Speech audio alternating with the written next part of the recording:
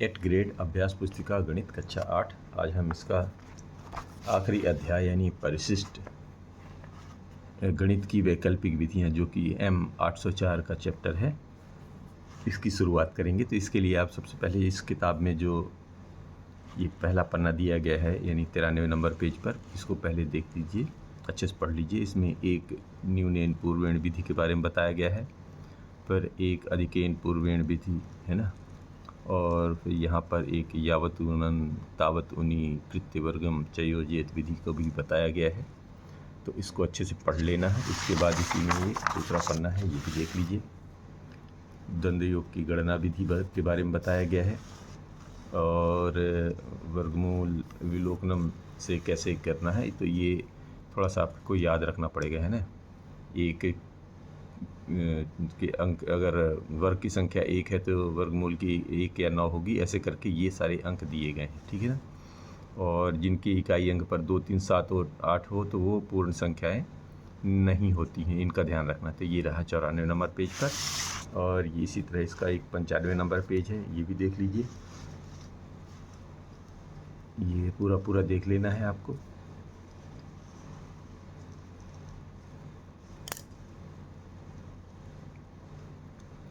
और पूरा देखने के बाद फिर यहाँ से शुरुआत करेंगे। यहाँ पर ये इस पन्ने को भी देख लीजिए। और ये चूँकि घन सारणी का इस्तेमाल होगा, इसलिए इसमें घन सारणी यहाँ पे अपने से बना लीजिएगा, क्योंकि इसको भी इस्तेमाल होगा। तो वैसे अगर याद हो तो बहुत बढ़िया, और नहीं है तो इसको एक जगह लिख लेना है, ठीक है ना। अब आइए यहाँ पर हल करने का, कि प्रश्नों को पढ़कर दिए गए विकल्पों में से सही उत्तर चुनकर लिखिए और सामने दिए गए सही घेरे को भरिए। तो संख्या 9,12,673 यानी 912,673 के घनमूल का इकाई अंक, देखिए अभी ये जो घनमूल की सीरीज़ बनाई थी ना, यदि घन का इकाई अंक, इसके घन के इकाई अंक में क्या दिया है, घन के इकाई अंक में 3 है। जब इसमें 3 है तो वो कहाँ मिलेगा, देखिए जब घन का इकाई अंक 3 होता है, इकाई अंक 3 कहाँ से निकलता है, देखिए ये इकाई अंक होते हैं, है ना। इसमें कहीं 3 नज़र आ रहा है, यहाँ नज़र आ रहा है। और ये घन का जब 3 होगा तो घनमूल कहाँ देखना पड़ेगा हमें, 7 में। यही इस्तेमाल करना है यहाँ पर, कि इस संख्या का जब इकाई अंक जो है घन का यहाँ पर लिखा हुआ, तो घनमूल कहाँ देखेंगे, 7 वाले अंक में। और ये कहाँ दिया है, सी में, तो सी में आप गोला लगा लीजिए। अब आ जाइए इसी का दूसरा, कि संख्या 4,356 के वर्गमूल का इकाई अंक होगा। 4,356 की इकाई का वर्गमूल क्या होता है, ऐसे जैसे वर्ग की सीरीज़ वहाँ दी हुई है ना, तो उसके वाले में देख लें, जैसे सारणी घनमूल का देखें तो उसमें जब इकाई अंक पर 6 है तो इसका जो वर्गमूल कहाँ देखेंगे, वहाँ 4 या 6 में देखेंगे। तो इसको ये कहाँ पर है, ए में, तो ए पे गोला लगा लेते हैं। तीसरा है कि संख्यांक 7,403 का बीजांक, बीजांक का मतलब होता है ऐसे सारे अंकों को जोड़कर एक अंक बनाना। कैसे, 7, 4, 11, 11, 3, 14, यानी 14 बना, 14 2 अंक में है अभी भी, तो 1 और 4 को जोड़ेंगे तो 4 और 1 5, तो ये इसका बीजांक बना 5। ऐसे बीजांक बनाया जाता है, ठीक है। अब चौथा है कि स्वामी भारती कृष्ण तीर्थ का जन्म किस राज्य में हुआ था। तो ये देखिए मोस्टली ये सारे गणितज्ञ हमारे अधिकांशतः सब तमिलनाडु में ही हुए हैं, तो ये भी तमिलनाडु में ही है, क्योंकि ये जैसे कृष्ण तीर्थ वगैरह है ना, इस टाइप के नाम जो है वहीं चलते हैं ज़्यादा, और इससे नाम से भी आप अंदाज लगा सकते हैं। तो ये वैसे तमिलनाडु में भी है, ठीक है। तो इसको भर लीजिए, कहीं में है, सी में। सबसे छोटी रामानुजन संख्या, रामानुजन संख्या क्या होती है, वो है 1729। इसके बारे में एक आप कहानी है, अगर आपको याद हो, कि रामानुजन और हार्डी साहब बैठे थे, तो एक जगह तो एक स्कूटर आकर घर के सामने रुका, उसमें ये उसका नंबर ये था। तो हार्डी साहब ने कहा कि ये तो यार बड़ा अजीब सा नंबर है, किसी के में काम में नहीं आ रहा। तो रामानुजन भी बैठे बैठे देख रहे थे, उन्होंने कहा कि ये एक ऐसी संख्या है जो 2 संख्याओं के घनों के योग के रूप में लिखी जा सकती है, और उन्होंने निकाल के दिखाया भी।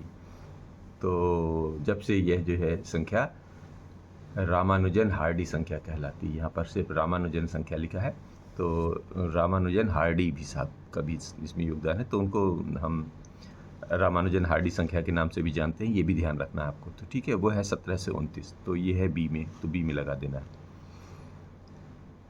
फिर है सूत्र एकाधिकेन पूर्वेण के प्रयोग से 85 वर्ग का मान ज्ञात कीजिए।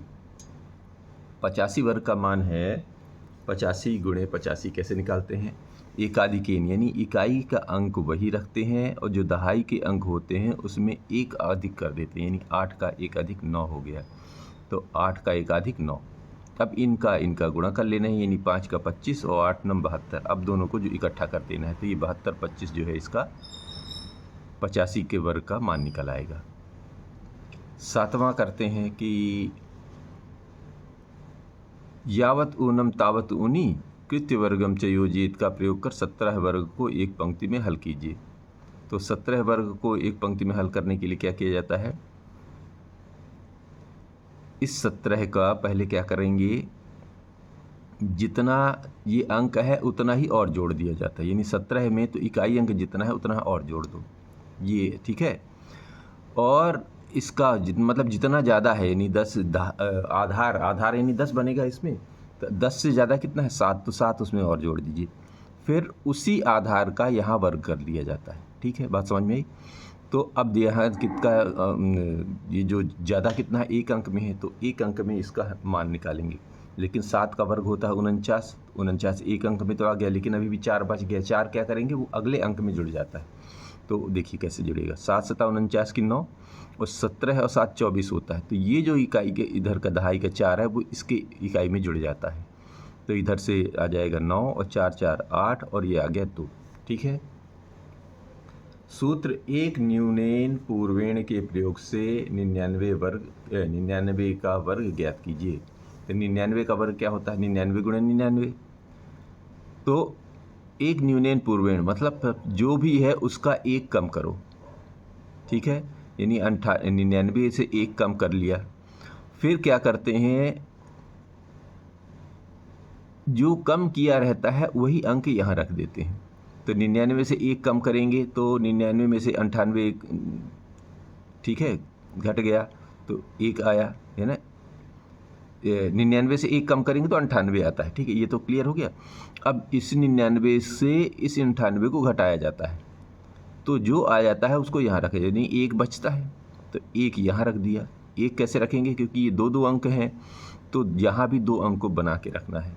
और जो संख्या पूर्वेण मतलब इधर बाएं तरफ आती है, एक कम करने के बाद वो संख्या वैसे की वैसे रख देते हैं, तो ये कहलाता है एक न्यूनेन पूर्वेण। तो इसका इसी का प्रश्न नंबर 9 है कि 41 का वर्ग द्वंद्व योग विधि से ज्ञात कीजिए।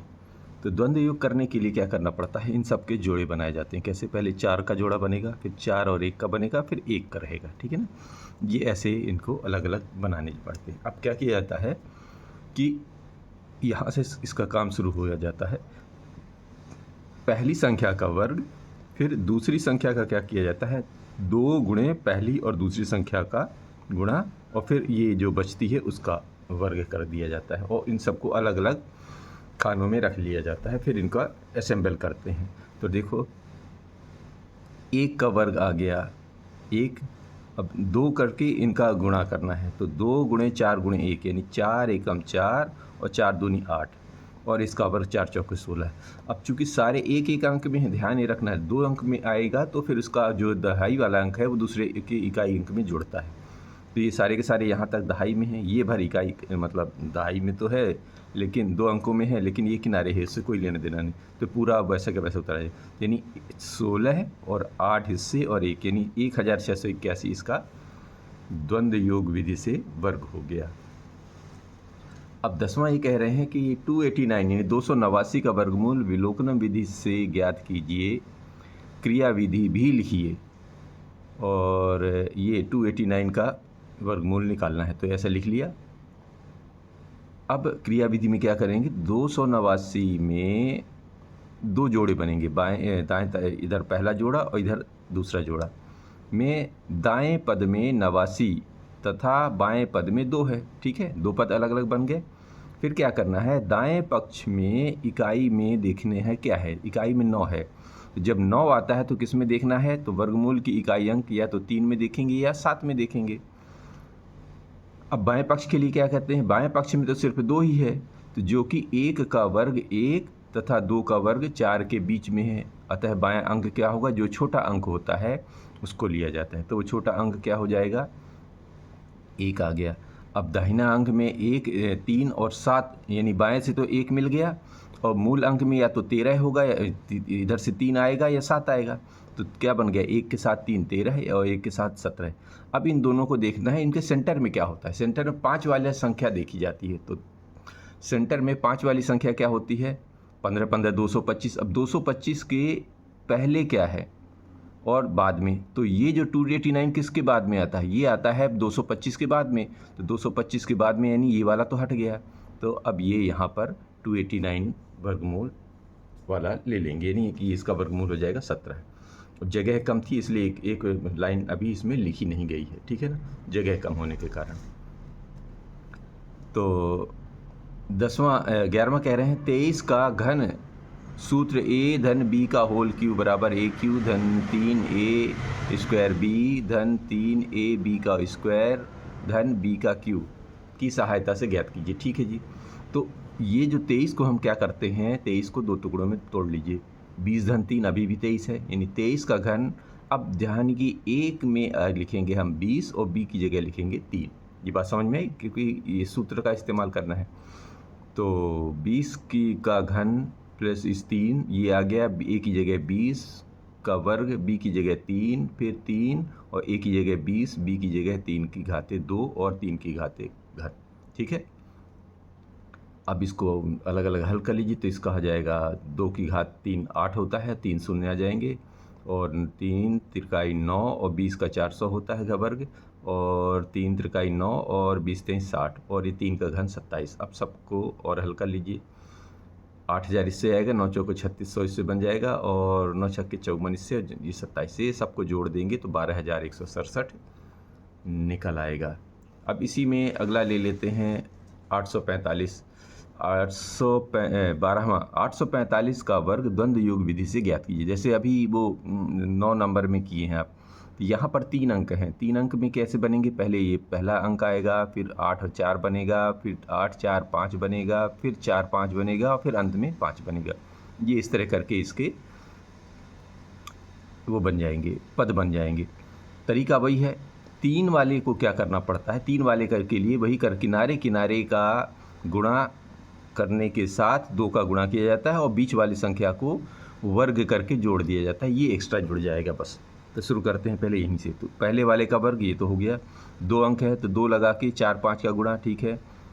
3 वाले अंक में क्या करना पड़ता है, 2 लगा के किनारे किनारे का यानी 8 और 5 का गुणा, और बीच वाले का वर्ग करके जोड़ करते हैं। ये बात समझ में आई। यहाँ पर 2 ही अंक है तो वही 2 लगा के दोनों का गुणा 8 और 4 का, और इसका किनारे वाले का वर्ग। अब 5 का वर्ग 25, ये इसका 40, और इसका 16, और ये इसका गुणा 80, इसका 64 और इसका 64। यहाँ तक हो गया। अब देखिए एक बार और कर लेते हैं। ये 25 से 40 इनको जोड़ा तो 96, ये 64 ये हो गया। अब इसको लिखने का तरीका क्या होता है, देखो जी। इसका जो इकाई अंक है वो भर आएगा, जो दहाई अंक हो वो दूसरे वाले की इकाई अंक में जुड़ जाता है। तो ये तो 5 ले लिया, और ये 2 जो है यहाँ पर आ गया, तो ये बन गया 42। तो 42 लिखने के लिए हमने ऐसा लिखा हुआ है। ठीक है। अब जब 42 बन जाएगा तो 2 तो यहाँ से निकाल के, अब देखो इसका आंसर भी लिखते चलते हैं। देखो 5 तो इससे आ गया, इसका 2 इसमें आ गया, तो 40 से 2 42 का 2 आ गया है ना, 4 बचा। तो जो ये इकाई से इसके दहाई का 4 आएगा, इसके 96 के भी जुड़ेगा। तो 96 में 4 जोड़ेंगे तो 100 आएगा। 100 का मतलब 1 लगा के 2 शून्य, तो 1 शून्य ले लिए, लेकिन 10 बचता है।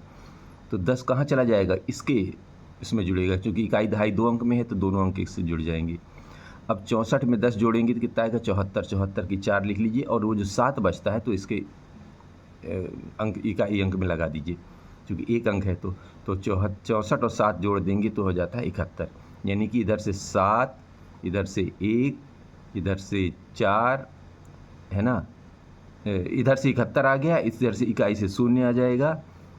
अगर आप चाहें तो ये यहाँ पे डायरेक्ट ही लिख दिया, क्योंकि जगह कम की वजह से तो यही अंक बार एक लाइन में और बढ़ा सकते हैं। यहाँ से 5, यहाँ से 2, इसमें से 0, क्यों 6 4 10 बन रहा था, इधर से 4 और इधर से पूरा पूरा आ जाएगा। तो ये संख्या यहाँ लिखी हुई है, बात समझ ना, इस लाइन की संख्या ये पूरी पूरी लिखी हुई है। 13वां लेते हैं कि विलोकनम विधि से 29,791 का घनमूल ज्ञात कीजिए, क्रिया विधि भी लिखी है। तो 29,791 में जो कि घनमूल निकालना है तो क्या करेंगे, 3 3 के जोड़े बनते हैं, तो यहाँ तो 3 का जोड़ा बन गया, इधर तो 2 ही है तो 2 रहने दो। अब देखेंगे इसके इकाई अंक पर क्या है, 1।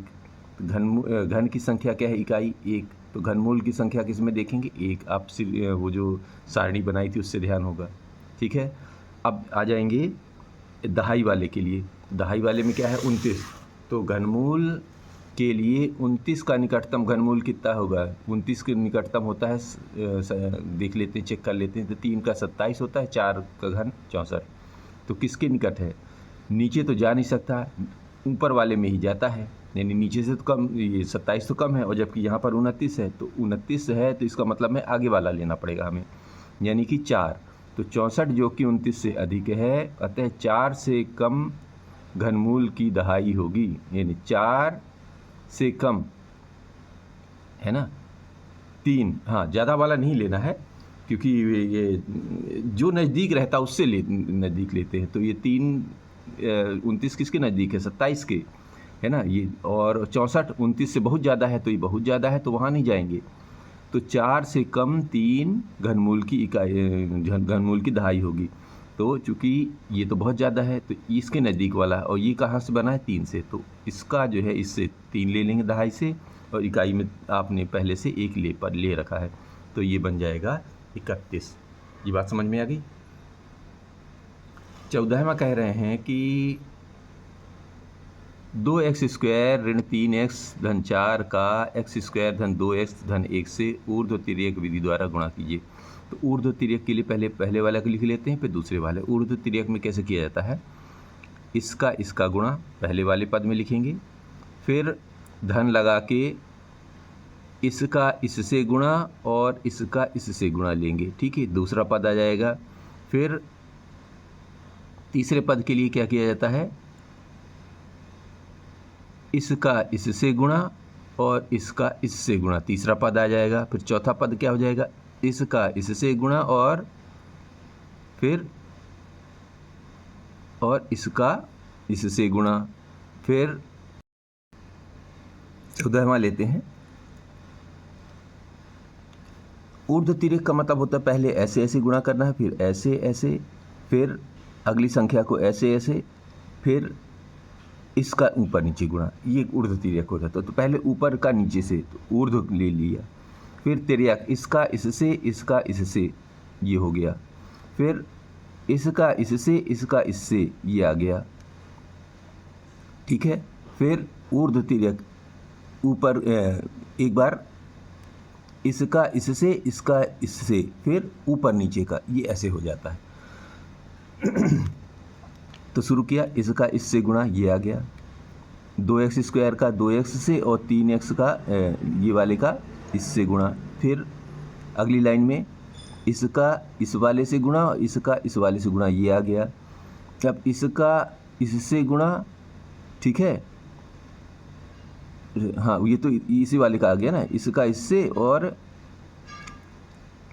ये 4 का x² से ये हो गया, इसका इससे गुणा में जोड़ना है 3x का 2x से, ठीक है, ये यहाँ पे जोड़ दिया। अब फिर क्या करना है, इसका इससे गुणा और इसका इससे गुणा, ये वाला आ गया, और ऊपर नीचे का गुणा आ गया। ये यहाँ तक क्लियर हो गई। अब इनको हल कर लीजिए, तो इसका इससे गुणा ये इधर से निकल आया, इसका हल करेंगे तो ये पूरे से ये बन गया। अब इसका हल करेंगे तो ये निकल के आ जाता है, ठीक है, इसको हल करेंगे तो ये निकल के आता है, और इसका हल करेंगे तो ये निकल के आता है। बात समझ में आ रही है। अब एक बार और इसको हल करेंगे तो x³ बनेगा, इससे घटाएंगे तो शून्य में कन्वर्ट हो रहा है, इसको हल करेंगे तो ये बनेगा ये, और फाइनली शून्य वाला पद हटा के ये सारे के सारे पद लिख दिए जाते हैं। अब 996 का घन को निखिलम सूत्र से हल कीजिए। तो 996 के घन के लिए यहाँ पर आधार कितना है 1000, विचलन कितना है ऋण 4। तो सूत्र क्या होता है निकलम सूत्र का, संख्या का घन बराबर होता है संख्या धन 2 गुणे विचलन, फिर दूसरी पद में आएंगे 3 गुणे विचलन का वर्ग और आखिरी पद में आएंगे विचलन का घन। तो विचलन कितना है 4 का घन, तो ऋण 4, तो ऋण 4 का घन बना लिया। फिर 3 गुणे विचलन का वर्ग, तो 3 गुणे विचलन का वर्ग ये बना दिया 4 का वर्ग। फिर इधर संख्या जो थी उसमें जोड़ना था 2 गुणे विचलन, ये कर लिया। अब इसको हल करना, देखिए ये चूँकि 4 का घन होता है 64, लेकिन ऋण है और ये 3 पदों में है, मतलब 1 2 3, तो इसके 3 पद बनाने, 64 तो आएगा लेकिन ये ऋण का है, तो ऋण के लिए हम लोग यहाँ पर ऊपर बार लगाते हैं। और 4 का वर्ग 16 और में 3 गुणा इधर हो जाएगा, इसको लेंगे तो 4 दूनी 8 ऋण का, और ये वही संख्या है। अब यहाँ पर क्या करना है, ये बार का मतलब होता है ये पूरी संख्या बाद में घटेगी। ये वही संख्या आगे 16 3 3 अंकों में लिखना है, ध्यान रखना। तो ये 3 अंक बनाए तो 16 3 48, लेकिन 2 अंक है तो इसको 3 अंक बनाया और इसमें से 8 घटाया तो 988 आया। अब क्या करना है, ये पद लिखने के बाद 1 2 3 4 5 6, तो ये पद लिखने के बाद यहाँ पर ठीक है 6 अंक होने चाहिए, तो ये 3 3 6। ये पद लिखने के बाद अभी भी 3 अंक बचने चाहिए, तो 1 2 3, तो ये 3 शून्य लगेगा। मतलब यहाँ से पूरा इसी क्रम में उतारते आना है, ठीक है। इसके लिए क्या करना पड़ता है, ये जो संख्या घटती है लेकिन इनकी संख्या की जगह 3 शून्य ये धरा आ जाते हैं। क्यों? क्योंकि ये पूरा अंक हमको इतने अंक चाहिए, तो इतने अंक तो बन गए, लेकिन ये संख्या घटाने के लिए इसको जो है 0 0 0 लिख देते हैं, फिर उस में से इस संख्या को घटा देते हैं 64 को, तो ये पद प्राप्त हो जाता है। इस तरह ये निखिलम सूत्र निकल आता है। और ये क्वेश्चन नंबर 15 और ये गणित यहाँ से समाप्त होती है।